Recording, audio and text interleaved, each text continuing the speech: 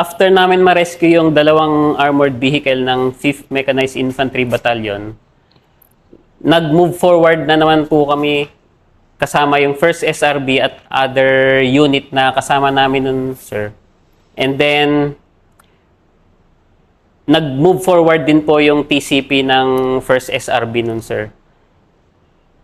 Nagkaroon kami ng pwesto dito sa gilid ng Lanao Lake, sir. Now, yung sa gilid ng Lanao Lake, sir, meron kaming na-identify na pwesto doon na yung building is pwedeng iakyat yung armored vehicle doon, sir. Ito po yung picture ng nung armored vehicle na inakyat sa second floor ng building. I-recognize ko na rin po, sir, yung naggawa ng ramp para makaakyat yung armored vehicle is yung combat engineers po yun, sir. Okay. Sina Colonel Hugilon. Yes, sir. Yung combat engineers, sir, naggawa sila ng ramp para yung armored vehicle natin is magkaroon ng advantage over the enemy. Nasa high ground po siya, sir. Ngayon, nasa second floor siya ng building, sir. And overlooking niya po talaga, hindi lang po yung Lanao Lake, sir, pati yung mga high-rise building dun, sir. Kapantayan niya na rin po, sir, yung mga pinapwestuhan ng mga sniper, sir. Hindi ba kayo natakot? Structurally ba? Malakas yung building? Ang bigat-bigat ng tangke? Yun po, sir. Nagtiwala na lang po kami sa engineer. Kasi engineer po sila, sir. Siguro naman po hindi nila kami paakyatin doon na hindi kami kayang buhatin ng building na yun, sir. Kasi Pero yung shock effect po kasi ng armor natin, sir, pag pumutok, may nginig, may ano po kasi, sir, yung parang kumbaga sa pagputok natin ng baril, may recoil na malakas, sir. Yun, sir, is malaki yung armament niya. So, malakas din po yung recoil. So far naman, sir, hanggang matapos kami doon sa pwesto na yun, sir, hindi naman po kami na disgrasya na malaglag doon sa building na yun, sir.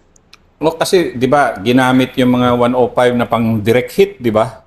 Yes, sir, yun sa artillery. Pero sa armor naman po, sir, is yung ginamit ko po during that time, sir, is 25mm cannon, sir. And then, as far as I remember, sir, nung umalis na kami dun, sir, lilipat na kami ng ibang pwesto, may pumalit doon na armor, sir. 76mm naman po yung armament nung bakal na yun, sir. And mas malaki at mas malakas po siya, sir. So, ba't kinailangan talaga yung shock effect ng armor at that time dyan sa vantage position Yes, na yan? sir. Marami bang gustong pumasok through the lake o paano yun? Yes, sir. Ang sole purpose ng armored vehicle na nandun sa ibabaw ng building na yun, sir, is to guard the lake, sir. Marami po kasing nababalita based on intel, sir, na may mga gustong lumabas at meron din pong gustong mag-reinforce galing sa labas, sir. Ngayon, sir, lahat yung mga nakikita namin, especially sa gabi, sir, yung armored vehicle natin, sir, is nakakakita siya sa gabi, sir. Sa gabi, sir, nakakakita kami ng mga lumalangoy from yung tinatawag nilang 1010 na building, yung last building, sir. Sa umpisa pa lang, sir, nakikita na natin yun, sir, na doon tumatakas yung mga, mga kalaban natin, sir. Lumalangoy sa Lanao Lake, sir. And then, naiispatan natin sila dun, sir.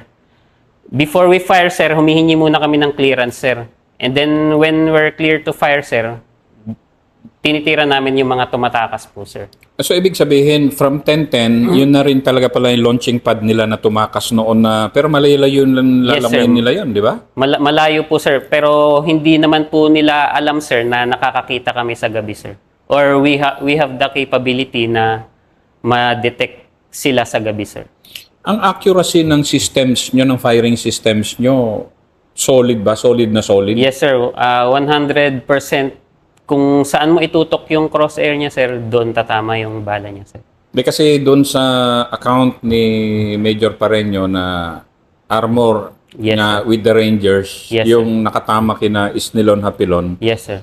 Super possible yon because super accurate yung yung armor guns. Yes, sir. It just so happened na hindi na video. Di ba meron kayong monitor doon? May monitor yung system na yun, sir. Pero walang recorder yon na during that time, kung halimbawa, sir, nire-record yung pagtira na yun, sir.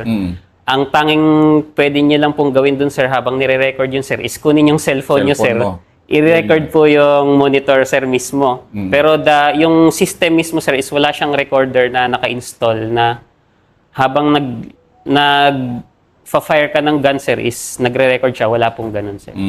Cellphone lang po yung ano, sir. Yung ano niya. Yes, sir. Siguro, sir, that time, hindi na nila naiisip na mag-video, sir, or dahil ang dami na pong kalaban, sir, eh. Ang focus nila, sir, is to neutralize the enemy, sir. Pero ikaw personally, after na-emplace nyo yung gun dito sa sa taas, Yes, sir. ano pang naging participation mo pa na naging moving forward?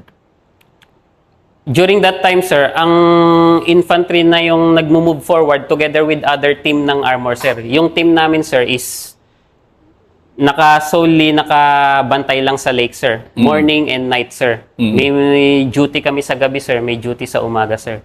Ngayon, sir, yung meron kaming mga na-encounter dun, sir. Kasama namin dun, sir, ang nagsisecure sa amin dun isa, sir, is yung 49 IB, sir. Which is sa 49 IB, sir, meron silang officer din na meron silang parang nakukuha niya yung mga intel ng true cellphone, sir, sa loob, sa mga kalaban, sir. Kung may tatakas ba, sir? Kung may papasok ba, sir, na reinforcement ng kalaban, sir? Meron silang na-monitor sa kalaban, sir, na papasok sa gabi, sir, na magbabangka, sir. So, isa yun sa mga na-neutralize namin nun, sir. Binantayan namin, sir, na papasok sila sa gabi, sir, na nakabangka, sir. And then, yun nga, sir, meron nga po talagang pumasok, sir. And then, yun yung binaril namin, sir. Tinira namin, sir. And then, nawasak yung bangka nila, sir, and then yung tao na nagsasagwan, nahulog sa tubig, sir. Hindi na po namin alam kung na-neutralize ba namin sila. Pero, ang pinaka-sure namin doon, sir, kung ano man yung dala nila, sir, nahulog na yun sa lake, sir. Kung baril man yun, sir, or other explosive ba yun, sir, or other mga drone or ganyan, sir, hindi ko po sure, sir, kung anong laman nung bangka na yun, sir. So, tapos yung ganon, as the days progress, tutok ka lang doon, which is napaka-important kasi ikaw Yes, yung sir. parang vantage point talaga Yes, na sir. nakakakita ng lahat. Yes, sir. Tumitira ka rin ba doon sa mga building o hindi? Sa lake ka lang nakafocus? Sa gabi, sir, sa lake, sir. Tapos sa building din po, sir, pagka may nasasagap kaming heat signature, sir, tinitira din po namin, sir, pero naghihingi muna kami ng sir, ng clearance sa mga nasa harap namin, sir, bago kami pumutok, sir. Kung clear ba ito, sa building ba na number na to, is may tropa ba dyan? Pag wala, sir, is ibig sabihin is enemy yun, sir, nasa harap ng tropa, sir. And then, sa hapon, sir, ang isa namang maganda dun, sir, is nag-a-updatean, sir, kung saan na yung tropa, sir, na number na building, sir. So, alam namin, sir, kung nasaan yung tropa, sir, asaan yung walang tropa, sir.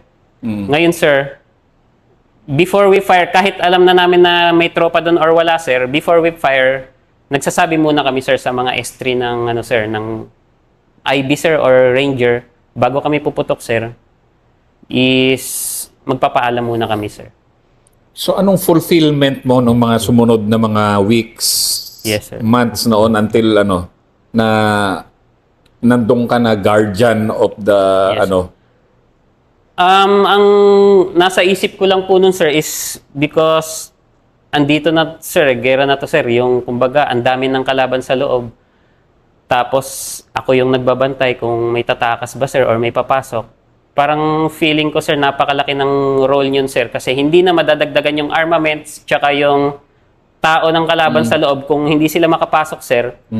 At the same time, sir, hindi rin makakalabas yung mga kalaban natin, sir, na gumawa ng or nagrebelde sa Marawi City, sir.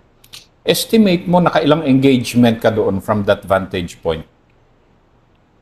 Siguro, sir, mga sir, hindi ko masabi, sir, pero madami kasi, sir, based on sa mga reports, sir.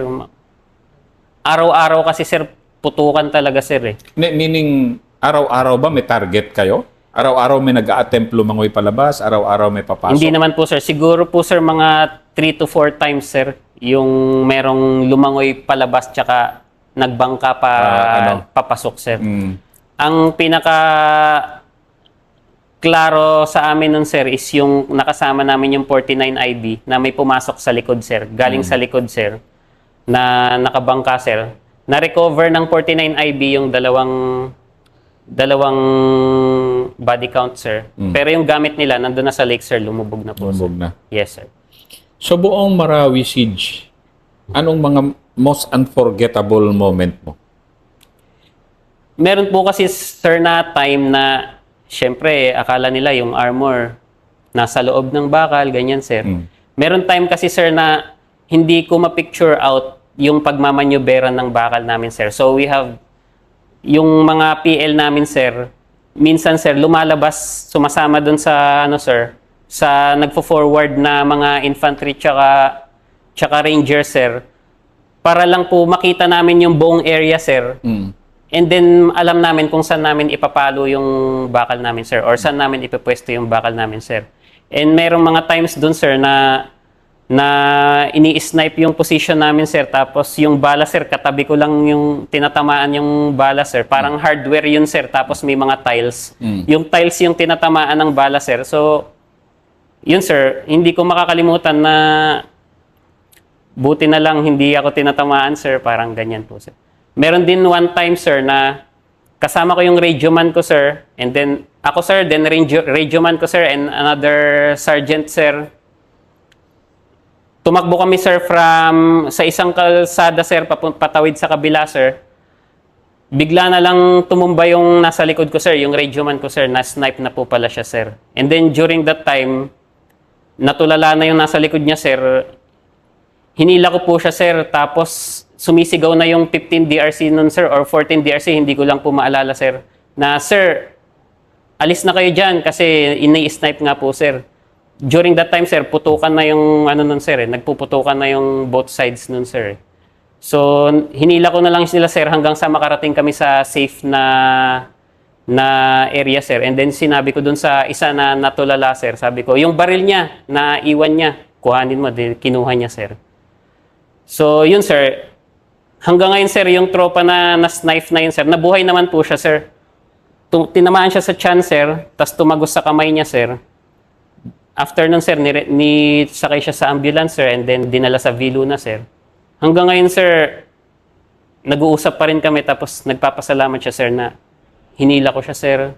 Kasi kung hindi ko siya hinila, sir, baka in-snipe pa ulit siya, sir. Radyoman mo? Radyoman po, sir. Ba't ka bumaba noon, nung panahon na yon? Kailangan ko po kasing humanap ng area na makikita ko yung buong armor namin, sir, na kung saan magmamaneuver, sir. Ang building po na yun, sir, is 725, sir. Parang isa siyang malaking structure tapos napapalibutan ng maraming mga parang squatter area, sir. Ang aim, sir, is ipasok sa loob yung armored vehicle, sir. Sa concrete na structure, sir, ipasok sa loob, pero napapalibutan siya ng, sir, ng mga squatter area, sir. Hindi ko alam kung paano ko siya maipasok. So, kailangan ko pong humanap ng, sir, ng area na makikita ko yung, sir. Pero sa safe pa rin naman po, sir, nakasama yung mga infantry, sir, yung ranger, sir. So, yun, sir, hanggang sa, nung pagtawid nga po namin, sir, na-snipe na po siya, sir. Okay. Isa-isahin natin yung Yes, sir. emotion ng Yes, sir. isang tenyente Yes, sir. na nagli-leaders recon ka. Leaders recon Yes, yun, sir. di ba? Yes, sir. Na, of course, kasama mo radyoman mo kasi palagi mong kasama radyoman mo. Yes, sir. So, ilang tao mo sumunod? Bali, 3 lang po kami, sir. Ako po, sir, radioman, and then yung isang tropa na rifleman po, sir. Sige. Pag-cross nyong ganon, pum. Yes, sir. Natumba po siya, sir. Anong feeling mo? Una po, sir, nagulat din po ako, sir. Kasi tumatakbo po kami nun, sir. Tapos bigla siyang natumba. Magaling yung kalaban. Magaling yung sniper. Magaling po, sir. Siguro po, sir, ang nakikita kong titipis ng kalaban dun, sir, baka may butas, sir. Tapos pag may dumaan kasi, sir, mangingitim yung butas. pinutukan niya, sir. Parang ganun po, sir. Yung mga sniper doon. Hindi natin siya nakikita sa mga bintana, sir. Sa mga butas-butas lang po, sir. So, yung time na yun, sir, tinamaan siya, natumba siya, sir. Ang unang, syempre, sir, ako, sir, is yung PL nun, sir. Unang naisip ko nun, sir, is alis kami doon sa area na yun, sir. Siyempre, nag-drop ka. Isa-isahin natin Yes, para sir. ano ng public, Yes, lalo sir. na yung mga kabataan na Yes, sir. kaedad mo ngayon, siguro yung Yes, sir. noon na tinamaan yung kasama mo, Yes, sir. nag-drop ka o binalikan mo agad, umabante ka. Paglingon ko po, sir, nung lumingon, tumatakbo pa po kasi ako nun yung motion ng pagtakbo, sir. Tapos, na-drop siya, sir. Nakalagpas na ako ng konti sa kanya, sir. Pagkita ko na natumba na siya, sir. Tapos, umaakto siya na parang masakit, parang may masakit, sir, ganon. Tumakbo na po agad ako hinila ko po siya, sir. Tapos, sinabihan ko yung nasa likod niya na kunin yung baril. Kasi nagkalas yung baril niya, sir. M16 pa po yung baril niya nun, sir. May cover ka noon? Sa gitna po yun ng kalsada, sir. So, Sige, isa-isahin natin, yes, sir. di ba? Sa gitna po ng kalsada, sir. Kasi in the heat of battle kasi, hindi ka naman na nag-iisip eh. Yes, sir. Automatic, di ba? Yes, sir. So, nag-cross kayo ng kalsada, sa gitna ng kalsada, naiwan yung tao mo, Yes, umabante ka, nakaabante ka ng kaunti, Yes, tinamaan siya, binalikan mo, wala nang SF-SF kasi Wala yan, di ba? na po, sir. Wala na yan, Hinila di ba? ko na lang po siya. Basta, sir, ang nasa isip ko nun, sir, makaalis kami dun, sir. Makaalis kayo, pero At exposed the- kayo. Yes, sir. At the same time, sir, yung nasa unahan namin ng mga tropa ng DRC, sir, sumisigaw sila na, sir, alis na kayo dyan, sir. So, bukod dun sa naisip ko na dapat aalis kami dun, sir, na siguro, sir, nadagdag na din sa adrenaline ko yun na sumisigaw na sila, sir. Hinila ko po agad sila, sir. Pero, mabigat siya, sir, eh. So, yung hila namin, sir, is dahan-dahan lang din po, sir, eh. Hindi ka na pinuputokan nun. Wala na, sir, kasi yung mga armor namin, sir, nagsusupport by fire naman po, sir. Nung hinihila mo na, binabagbagan na rin ng armor mo yung... Tsaka ng mga infantry po, Na sir. infantry. Yes, sir. So, pero di ba mga style pang pelikula, akala mo kasi kung minsan, mga Yes, sa sir. pelikula na nangyayari to, di ba? Yes, sir. Hindi ko rin naman po ma-imagine yun yung itsura ko nun, sir. Basta ang alam ko, sir, kailangan naming makapunta sa kabila, sir. Para lang makapunta kami sa covered na area, sir. So, Ayun po, nahila mo siya, duguan yung kasama mo. Yes, sir. Ah, After that, sir, ang sunod ko na instinct, sir, tumawag na ng ambulance, sir, kasi nag-aalala ako sa kanya, sir. Kasi sinama ko siya dun sa recon na yun, sir, eh. although part naman Yes, ng sir. trabaho natin, Yes, sir. lahat yun, Yes, di ba? Pero ang hindi kasi pinag-iisipan doon yung instinct na Yes, sir. isalba mo siya. Kasi pwede ka Yes, naman sir. tumakbo sa, Yes, sir. cover ka, di ba? Opo, sir. Kung selfish ka, Yes, sir. tatakbuhan Tatakbuhan ko na lang po, mo siya, iwanan mo siya, tapos cover sir. fire, hayaan mong basta, Yes, sir. gano'n, di ba? Pero hindi ka naging selfish. Yes, sir. Ano sa military values, paano itinuturo sa atin yung gano'n na hindi ka dapat maging selfish, dapat alagaan mo yung kasama mo? Bali, part po kasi yun sa parang tinuro sa atin sa school as mga leaders ng ating mga kasundaluhan na always think for the welfare ng mga tropa natin, sir. Huwag natin silang iiwan, sir. Intindihin natin sila, sir. Ano pa, sir? Bukod sa kasamahan mo sila sa trabaho, sir, may mga times, sir, na sila din naman yung magsasalba sa'yo, sir. So, give and take lang, sir. Sa akin nun, sir, is parang pinanindigan ko na ako yung PL nito. Ako yung platoon leader, kailangan ko na ganito yung gawin ko, sir. So, ayun, sir, hanggang sa humantong ako doon, sir, sa ganun na situation, sir.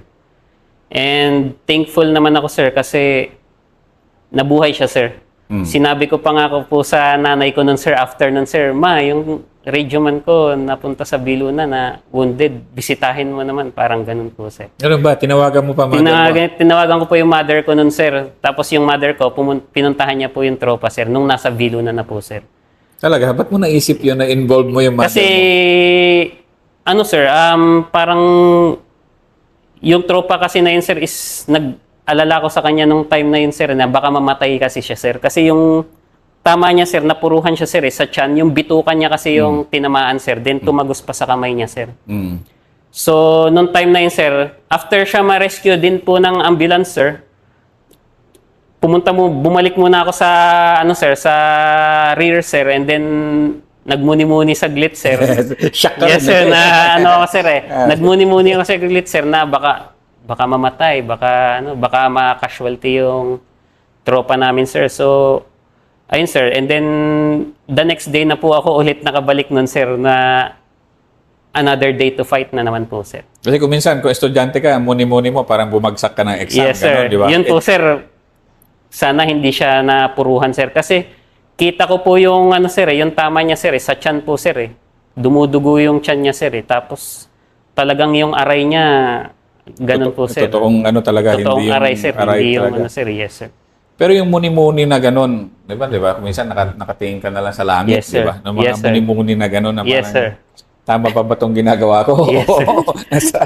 So, ano yung mga feeling ng mga ganon? Yung pagbumuni-muni? Yung ano, sir, nakatingin lang po ako nun, sir. Tapos iniisip ko po, sir, dapat sana ganito yung ginawa ko. Dapat sana hindi ganun yung ginawa ko, sir. Parang may time, sir, na pinagsisihan yung ginawa, pero pinanindigan ko na lang, sir. Kasi tapos na yun, sir, kailangan kong pumunta dun sa area na yun, sir, para makita yung buong picture na paglalatagan ng armor namin, sir.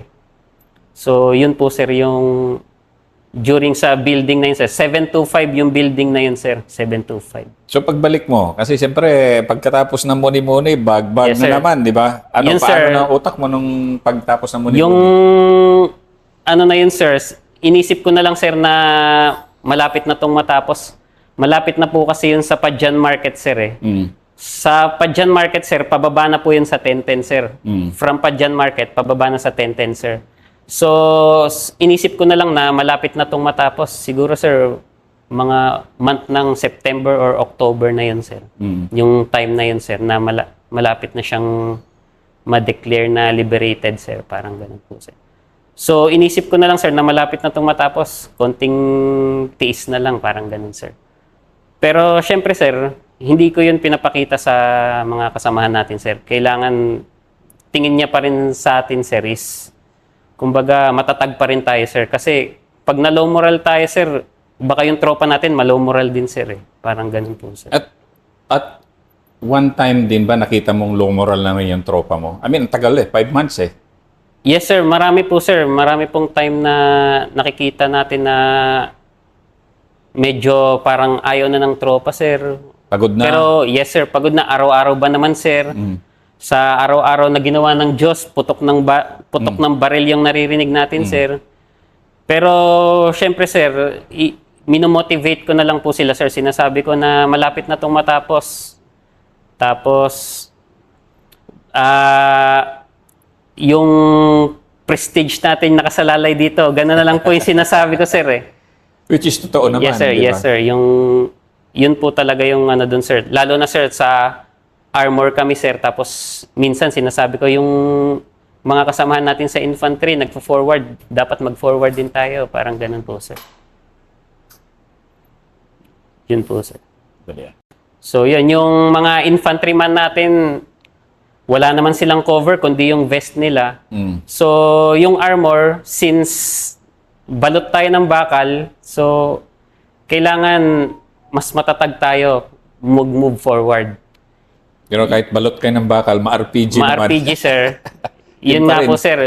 Kung mapapanood nyo po sa meron po yan mga open source sa YouTube or mga ina-RPG na armored vehicle natin during Marawi Siege.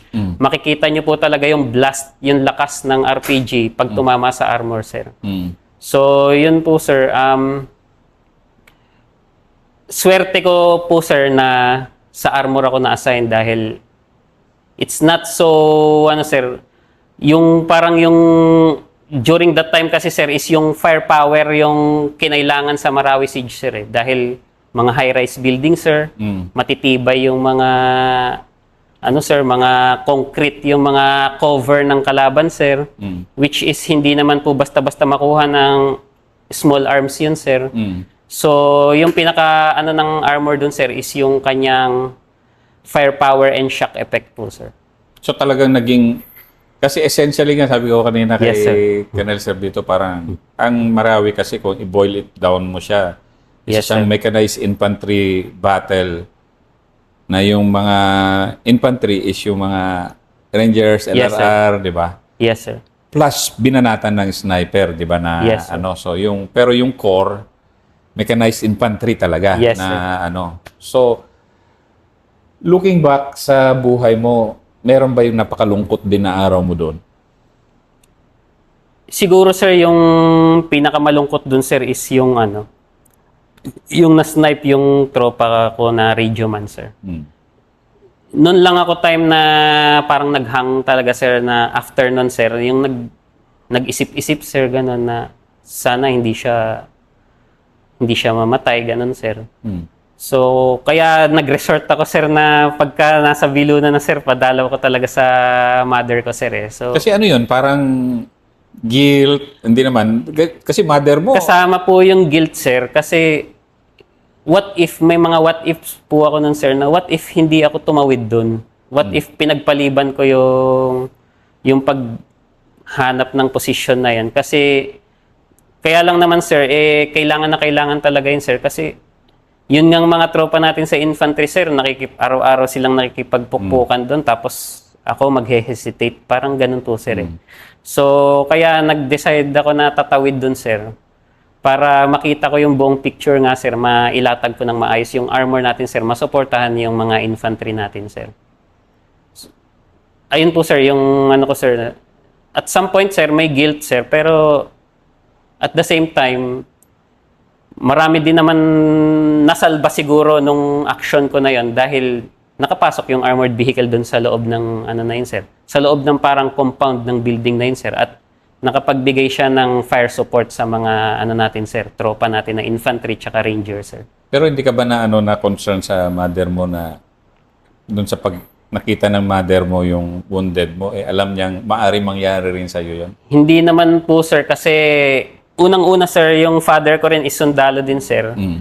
Tapos alam na niya po yun yung mga risk or mga sir ng pagiging isang sundalo sir. So nakatulong yun na Yes, sir. alam mong yes, sir, hindi na. i-accept ng mother mo yung Yes ganun na sir. scenario. Hindi na siya, although kinakabahan siya sir, araw-araw nagte-text sir, ganyan, nangangamusta.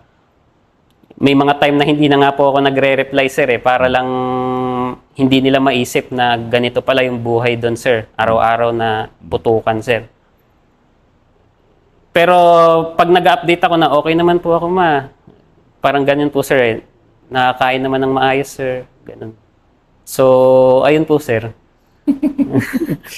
Anong happiest moment mo doon? Siguro sir yung natapos na sir kasi bukod sa nung katapusan po kasi na yun sir sa building 1010 yung parang last na surge sir na last na hurrah sir parang ganyan sir. Maraming maraming na-rescue na female, matatanda, may mga bata pa nga sir. Yung kay Jeff Buada? Yes sir, isa po yun sir, na-rescue yun sir. Habang nagpupukpukan po yun sir, si Sir Buada parang bata po yata yung nakuha niya nun sir. Bukod doon sir, may mga babae po sir, na mga babae matatanda sir na na-rescue din sir. Tapos, nagpapasalamat sila sir. So, isa yun sa mga sir, parang din ng damdamin ng isang sundalo sir na ito naman talaga yung trabaho ko na tulungan yung sir, yung kumbaga, yung serbisyo ko na pagsilbihan yung mga tao bilang sundalo sir. So, ayun po sir.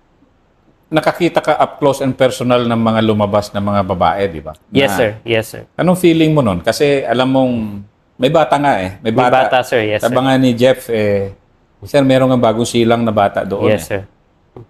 Anong feeling mo nun nung gano'n na alam mong yung mga hostage na yon Yes sir. kasama sa putukan lahat yon ng Yes, buong Anong feeling mo nun? Kasi iba yung nasa labas Yes sir. ng mga sibilyan na sumusulat sa inyo, di ba? Yes, sir. Na nagte-thank you. Pero iba yung victims of war Yes, sir. talaga yon. Anong feeling mo nun bilang isang officer? Ang ko po nun sir is, ang unang naisip ko po nun sir is, nung na-rescue sila sir is, dapat mabigyan agad sila ng sir, proper na Siyempre sir, hindi naman sila sanay sa ganun na environment na araw-araw nagpuputukan sir. Baka nga sir, yung sitwasyon nila doon is katabi lang nila yung bala na tumatama sa kanila sir. Tapos baka yung mga kalaban natin sir is minamaltrato pa sila sir. So hindi natin alam sir. Ang unang naisip ko nun sir is very thankful ako sir na at least mayroon pa kaming nakuha na sir na mga buhay na civilian nun, sir, na nailigtas, sir. Bukod sa, I'm sure, meron ng mga iba dun, sir, na namatay na, sir. Hindi natin alam, sir. So, ayun, sir. Masaya po, sir, kasi bukod sa nakuha na natin sila, sir, or na-rescue natin yung mga hostages, sir, nararamdaman ko rin po nun, sir, na dahil last building na rin po yun, sir, is malapit na rin po talagang matapos yung Marawi Siege nun, sir. Paano naging inspirasyon yung Marawi sa'yo ngayon na kapitan ka na, nasa Yes, sir. aviation regiment ka, pero yung Yes, sir. formative years mo sa serbisyo, Yes, sir. nandun sa urban combat ng Marawi? Yes, sir. Ang isang tinitingnan ko lang po dyan, sir, is dahil sa experience ko na yun, sir. Tapos, ako po kasi ngayon, sir, is piloto ako ng sir ng BO-105 helicopter, yung ginagamit ng aviation sir para sa air medical capability natin sir. Ang iniisip ko na lang po doon sir is magagamit ko yung mga experiences ko doon sir na alam ko yung nangyayari sa ground sir. Alam ko din yung gagawin namin sa taas para bago kami mag-rescue ng mga wounded personnel gamit yung helicopter natin sir. So, helicopter ka ng aeromedical helicopter natin, Yes, sir. which is dedicated solely sa pag-extricate Yes, sir. Ng mga wounded, sir. Actually, sir, nagkaroon na kami ng actual mission, sir. Ang yung sinalihan ko, sir, is, yung involved ako, sir, is yung sa 9ID, sir. Recently lang yun, sir. I think May 2024, sir. 6 na wounded po yung ni-rescue namin, sir, sa Camarines Norte yun, sir. Nasabugan po sila yung 5 sir is nasabugan ng IED, yung isa sir is na gunshot wound sa paa sir. Ni rescue po ng air medical helicopter ng aviation yung mga tropa na yun sir. Anong fulfillment mo ngayon na second generation military ka? Anong fulfillment mo na to move forward sa service? Yes, bali ginagamit ko na lang po yung lahat ng experiences ko na yon para ituloy yung service kasi sa mga naranasan ko na yun, sir, naranasan ko yung suporta ng tao, sir. Naramdaman ko yung self-fulfillment ng pagiging sundalo during siege, sir. Tapos, nagpapasalamat yung mga tropa na nirescue namin sa 9ID, sir, nung nag-air medical operation kami, sir. Ginagamit ko na lang yun, sir, na mag-move forward, sir, kasi ito yung service, sir, eh. Ito yung pakiramdam ko talaga, sundalo ako, parang ganun, sir.